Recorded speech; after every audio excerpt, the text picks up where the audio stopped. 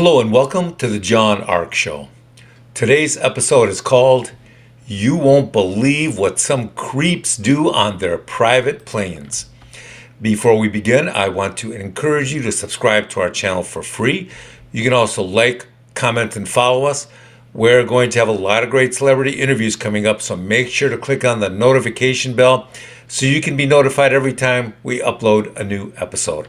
Also, we ask that you please post a link of today's episode on your social media to help us get the word out. Now, let's get started.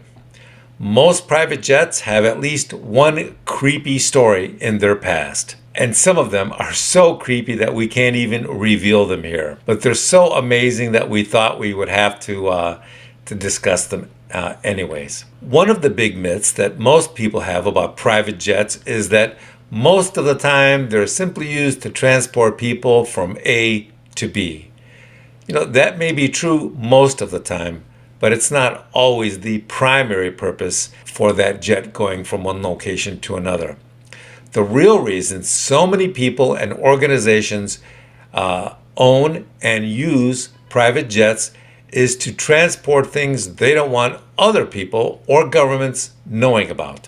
Some of these things may be illegal and some of them may be legal, but they may simply want their movements unreported.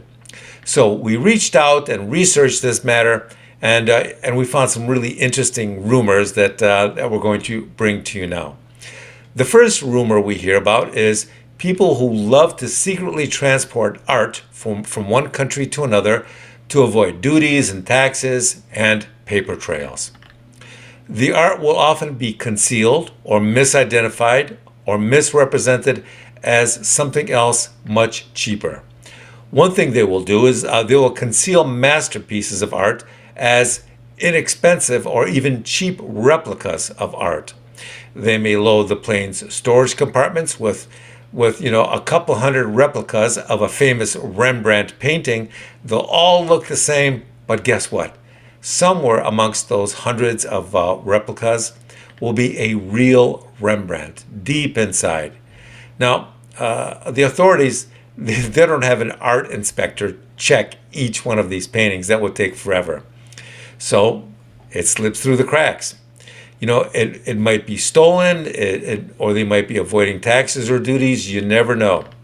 But oftentimes, the larger the jet is, the larger its storage compartment is, the more likely it's being used to smuggle something.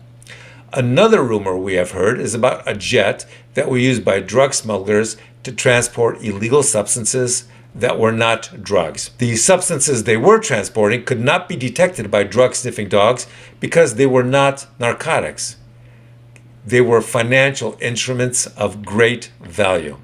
Another rumor we hear about is about a private jet that secretly had a digital tail number changing device installed in its tail that would allow the pilot to change the tail number digitally with the press of a button while it was in flight.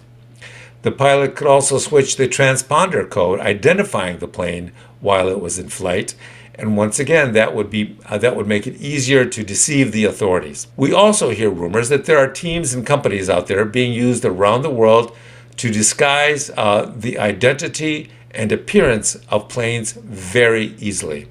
Other teams could hide contraband aboard a plane in ways that could never be detected by drug-sniffing dogs or inspectors.